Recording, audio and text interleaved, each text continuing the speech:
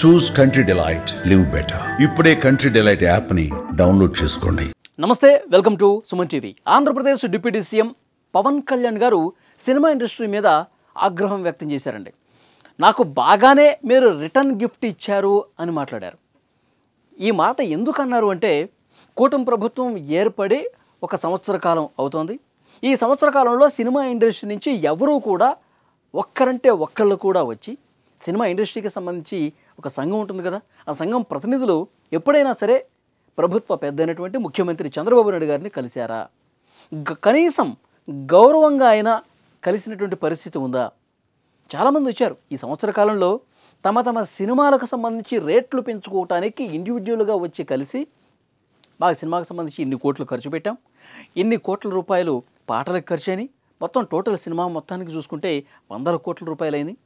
Cinema ticket రేట్లు పెంచితేనే మా cinema బతికి బట్ట కట్టగలదు, ప్రభుత్వం మాకు సహకరించాలి, రేట్లు పెంచుకునే అవకాశం కల్పించాలని చెప్పంటే చాలా సానుకూలంగా, గత ప్రభుత్వంలాగా ఈ ప్రభుత్వం ఉండదు, గత ప్రభుత్వం చేసినటువంటి ఏదైతే దుర్మార్గంగా ఇండస్ట్రీని తొక్కిపెట్టిందో అలాంటి పరిస్థితులు ఈ ప్రభుత్వం చేయదు. ఇండస్ట్రీ బాగుపడటం కోసం, ఇండస్ట్రీ అభివృద్ధి చెందడం కోసం 24 క్రాఫ్ట్స్లో పనిచేసేటువంటి ప్రతి ఒక్క కార్మికుడి కళల్లో ఆనందం చూడటం కోసం ఈ ప్రభుత్వం కృషి చేస్తుంది. డోంట్ వరీ అని చెప్పి అడిగిన ప్రతి ఒక్కరికి సానుకూలంగా స్పందించింది ఈ ప్రభుత్వం. మరి ఇంత మంచి చేస్తుంటే, ఇంత మేలు చేస్తుంటే కనీసం ఒక్కరు కూడా వచ్చి చంద్రబాబు నాయుడు గారిని కలవరా? ముఖ్యమంత్రి గారిని కలిసి థ్యాంక్స్ చెప్పరా? కనీసం గౌరవంగా అయినా వచ్చి పలకరించరా? ఇప్పుడు ఈ విషయం అంతా ఎందుకు వస్తుంది అంటే, జూన్ 1 నుంచి థియేటర్స్ బంద్ చేసే విషయానికి సంబంధించి చర్చ జరుగుతుంది. ఆల్రెడీ డెసిషన్ కూడా అయిపోయింది. జూన్ 1 నుంచి థియేటర్లు బంద్. కారణం ఏంటి? ఎగ్జిబిటర్లకి, థియేటర్ల యజమానులకి, డిస్ట్రిబ్యూటర్లకి, ఎగ్జిబిటర్లకి మధ్య గొడవ నడుస్తుంది. కొంత వివాదం ఉంది. మీటింగ్స్ మీద మీటింగ్స్ పెట్టుకుంటున్నారు. జూన్ 1 నుంచి ఎట్టి పరిస్థితుల్లో థియేటర్స్ బంద్ చేసేస్తామని నిర్ణయం తీసేసుకున్నారు. అంటే వాళ్ళంతటి వాళ్ళే మీటింగ్లు పెట్టుకోవటం, వాళ్ళంతటి వాళ్ళే డెసిషన్లు తీసేసుకోవటం. అంటే పవన్ కళ్యాణ్ గారు ఇంత మంచి చేస్తుంటే పవన్ కళ్యాణ్ గారికే నష్టపోయే విధంగా ప్రవర్తిస్తోంది ఇండస్ట్రీలో ఉన్నటువంటి కొంతమంది. అంటే ఒక కుట్రపూరితంగా ఇండస్ట్రీలో కొంతమంది వ్యవహరిస్తున్నారు అని ఒక చర్చ జరుగుతుంది. ఎందుకంటే జూన్ 12వ తారీఖు హరిహర వీరములు సినిమాకి సంబంధించిన రిలీజ్ పెట్టుకున్నట్టుగా సమాచారం వస్తుంది. అంటే పవన్ కళ్యాణ్ గారి సినిమా రిలీజ్ అవుతున్న సమయంలోనే ఎవరో బ్యాక్గ్రౌండ్లో ఇదంతా కథ నడిపిస్తూ ఉన్నారు. థియేటర్లు బంద్ అయ్యే విధంగా ప్రయత్నం చేస్తూ ఉన్నారు. కూటమి ప్రభుత్వం మీద ముందు డిమాండ్స్ పెడతా ఉన్నారు. ఈ చర్చ అంతా నడుస్తోంది. పవన్ కళ్యాణ్ గారు ముందుకొచ్చి ఇండస్ట్రీకి ఇంత మంచి చేస్తుంటే పవన్ కళ్యాణ్ గారికే నష్టపోయే విధంగా ప్రవర్తిస్తారా? పవన్ కళ్యాణ్ గారు చెప్పారు చాలా స్పష్టంగా, రిటర్న్ గిఫ్ట్ నాకు చాలా బాగా ఇచ్చారు, సంతోషం అని కూడా ఒక మాట అన్నారు. అంటే ఆయన ఎంత డీప్గా ఫీల్ అయ్యారు అన్నది కూడా చర్చ జరుగుతోంది. పవన్ కళ్యాణ్ గారు 100% కరెక్ట్గా మాట్లాడారు. కూటమి ప్రభుత్వం ఏర్పడి ఇన్ని నెలలు అవుతుంటే సంవత్సరం కావస్తుంది రేపు జూన్ 12కి. మరి అలాంటి పరిస్థితి ఉన్నప్పుడు కనీసం ఇండస్ట్రీ నుంచి వచ్చి సంఘాలు ఏమీ కలవరా? ఇండస్ట్రీ నుంచి ఎవరు వచ్చి కలవరా చంద్రబాబు నాయుడు గారిని? కనీస గౌరవం ఇవ్వరా? మీ ఇష్టం వచ్చినట్టుగా మీకు ఏదైనా ఇబ్బంది అనిపిస్తే థియేటర్లు బంద్ చేసేస్తారా? ఇది పవన్ కళ్యాణ్ గారికి నచ్చనటువంటి అంశం. గత ప్రభుత్వానికి ఈ ప్రభుత్వానికి తేడా కూడా చూపించారు పవన్ కళ్యాణ్ గారు. గతంలో జగన్మోహన్ రెడ్డి గారు ముఖ్యమంత్రిగా ఉన్న సమయంలో సినిమా ఇండస్ట్రీని ఏ విధంగా తొక్కిపెట్టారు? అలాంటి పరిస్థితులు ఇప్పుడు ఉన్నాయా? గతంలో మనకు అనుకూలంగా ఎవరున్నారు, మనకి వ్యతిరేకంగా ఎవరున్నారు, ఈ నిర్మాత మన పార్టీకి అనుకూలమా కాదా? వైఎస్ఆర్ కాంగ్రెస్ పార్టీ ప్రభుత్వం ఇదే విధంగా చూసింది.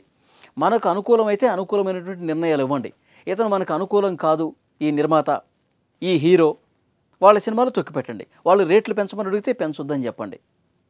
ఈ రకమైనటువంటి పరిస్థితి ఉంది. అగ్ర నటులుగా ఉన్నటువంటి వాళ్ళను కూడా అవమానపరిచారు కదా గత ప్రభుత్వంలో ఉన్నవాళ్ళు. ఈ ప్రభుత్వం ఇంత మంచి చేస్తుంది, ఇంత గౌరవం ఇస్తోంది, గత ప్రభుత్వానికి ఈ ప్రభుత్వానికి తేడా తెలియట్లేదా? మీకు ఇంత మంచి చేస్తున్నా ఇంకా మీరు ఈ విధంగా ప్రవర్తించడం కరెక్టేనా అని పవన్ కళ్యాణ్ గారు చాలా అసంతృప్తితో ఉన్నారు ఇండస్ట్రీ మీద.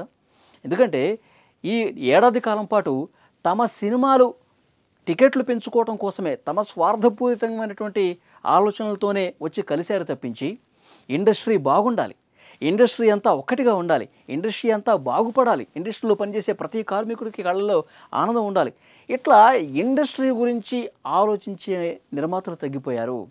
ఇండస్ట్రీ మొత్తం హోల్ ఇండస్ట్రీ గురించి అభివృద్ధి చెందాలన్నటువంటి ఆలోచన తగ్గిపోయింది.